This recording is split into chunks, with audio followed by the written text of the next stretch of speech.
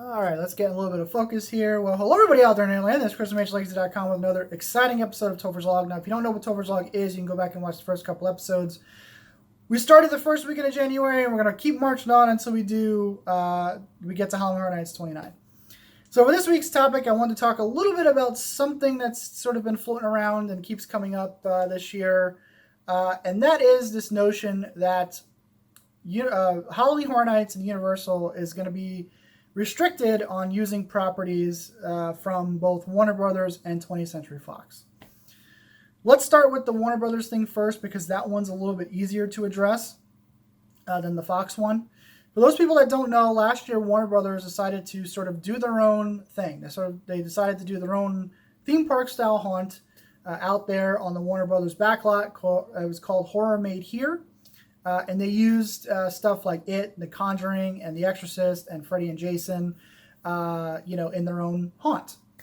Last year, I believe it was Monsterpalooza, one of those conventions out there. They were asked the question if, because they're doing their own thing, does this mean they're going to be more restrictive in lending out their properties to other haunts? The name Halloween Horror Nights wasn't used, but it was fairly obvious that was where the question was being directed at. And they said, yes, they were going to be restrictive on lending out their properties. There's a couple of things there. The first thing is that people have to understand that they're trying to do their own thing. They're trying to make a name for themselves out there. So naturally, if you're Warner Brothers and you have these gigantic properties such as It or The Conjuring, you're not going to want to lend those out, especially if you're doing your own thing and Halloween Horror Nights, not just Hollywood, but Halloween Horror Nights in general. They're not going to lend out something like It if they're using it at their own thing. So it's just that's not that's just out of the question, especially given how big that IP property is. They're not going to play nice when it comes to stuff like that, and even The Conjuring. And I can see Freddy and Jason as well. Those characters are not going to be easily lent out by Warner Brothers because they're, especially if they're using them, they're not at the time. They're not going to be, wanting to lend it out. That's pretty self-explanatory. Do I think that it would never happen? No. I think that if Warner Brothers is, let's say, well, let me backtrack for a second. If the Horror Made Here thing was a complete and utter disaster for them last year, I could see them being a little bit looser this year in terms of wanting to lend out those properties to haunts elsewhere, specifically Halloween Horror Nights.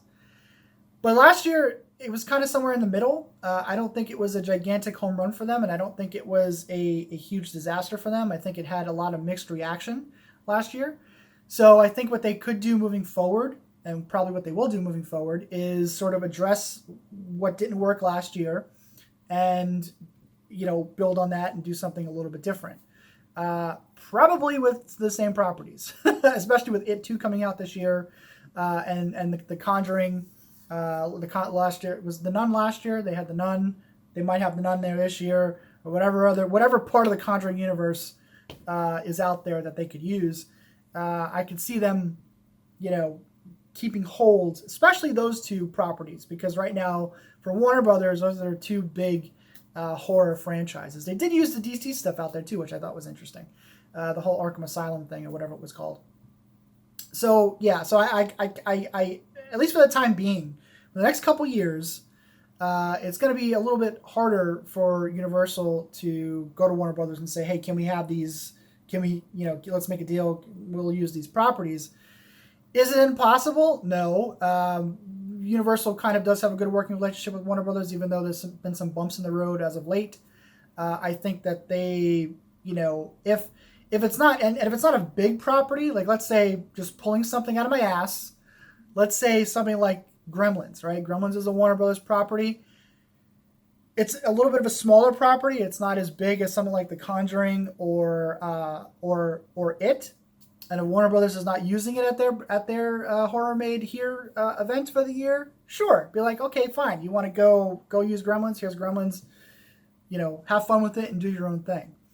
But it's probably a little bit harder for them than it was 2 years ago. That's that's just the way it is. I mean, they're trying to make their own name for themselves out there. So they're going to be doing their own thing, and it's going to be harder for them to get those properties. Not impossible, but harder.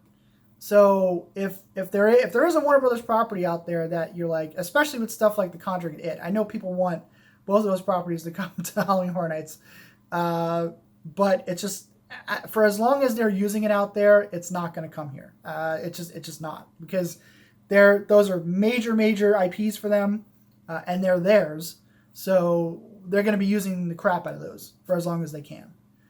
So not impossible, but a lot harder for them to get stuff. More so, I would say you have a better chance of a lesser Warner Brothers property coming, especially moving forward after they did their first year, and it was kind of a mixed bag.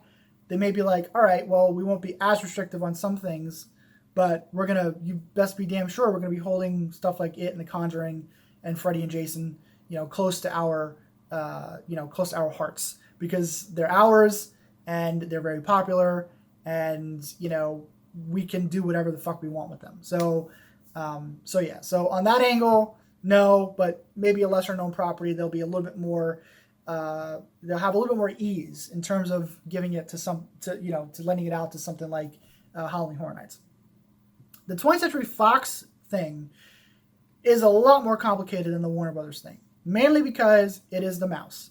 And I know that this is kind of like a I don't want to say controversial, but it is the mouse, and the mouse is not easy to negotiate with, especially with some Disney. It's crazy how much hold Disney is going to have on the entertainment industry with this 20th Century Fox acquisition. It is absolutely insane. If you follow any of this stuff closely, and it's just it's ridiculous how much Disney is going to be in control. Given this new acquisition, it is absolutely insane. And Disney didn't get where they are because they are a bunch of pushovers. Because they're going to be singing Kumbaya moments because we can. Universal gets, let's say they want to get Alien, and they go to Disney and say, hey, can we use this at Halloween Horror Nights? The first instinct in Disney is not going to be, sure, we both get promotion for this, we both get advertising for this, it's free advertising. That's not how the mouse works. The mouse is basically in it for themselves, and they're like, okay, well, what do we get out of it? How does this benefit us? How much money are we talking? And you also have the added throw in, the fact that not Disney and Universal aren't just competing film studios and TV studios; they're also competing theme parks. So, you have to, that goes into the equation as well. And just the mere fact that it is Disney. I mean, the jokes about Disney being this evil empire, don't come out of nothing. It's because they're smart at what they do. They know what they're doing, and they're not, like I said, they didn't get to where they are because they are a bunch of pushovers. And, I can, with 99.99999% confidence say that if it's a 20th Century Fox property like Alien or Predator or something along those lines, that is never coming to the event at all, because Disney is just they're not gonna be that easy, to get those properties. And it's not because, I read something the other day where somebody was saying, well, that's kind of bullshit because Disney's not stupid, and they'd be like, well, everyone gets promotion. That's not how Disney works. That's just not how Disney operates. And because they're always in it for themselves. They're always in, how do we, aside from the free publicity, what else is in it for us? How much money are they giving us? So on and so forth. So it's that anything 20th Century Fox, I think, is out for a long time until Disney decides that they're going to, really play ball with stuff. I can't see the 20th Century Fox properties coming to the event at all. It's just the Disney acquisition, like I said, is ridiculous when you actually think about it. Is it borderline monopoly, all that stuff? It is really, really crazy how much Disney is going to be in control moving forward here. And they are not idiots, and they know how much they are in control. And they're not just gonna roll over and just hand something to somebody, especially when it's in direct competition with them, because it's Disney. It is Disney, and that is what they do. That is what they've done for the longest time, and they will continue to do it moving forward with a lot more power this time. So stuff from the 20th Century Fox lineup, I cannot see coming to the event at all. If it's and any one of their acquired television stations or whatever. Of course, at that point you run into other issues with TV shows are a little bit different than say like film rights and stuff like that. It's just because something airs on the Fox network doesn't necessarily mean it's a 20th Century Fox property. Gotham is a great example of that. It airs on Fox, but Fox does not own Gotham. It's Warner Brothers owns those characters. So it's a little bit, that's a lot more complicated than say just outright buying the rights and the film library to 20th Century Fox. That's a little bit different than it is on the television side. So that's something that I wanted to talk about a little bit. Not saying that I think that if we had a better chance at one of the two, it's Warner Brothers because of the good working relationship. I think if it's a smaller property, they would be much more willing to lend it out if they're not using it, such like I said, Gremlins or something along those lines. But stuff like The Conjuring and It and things, is Pet Sematary Warner Brothers? I believe it is. I'm not sure. Don't quote me on that. But if Pet Sematary is Warner Brothers, I would not expect that to come anytime soon either.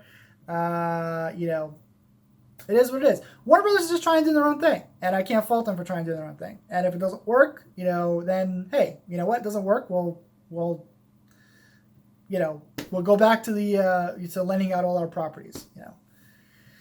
But anyway, guys, that's it for me. Happy Super Bowl Sunday. Enjoy the game, and I will see you guys next week.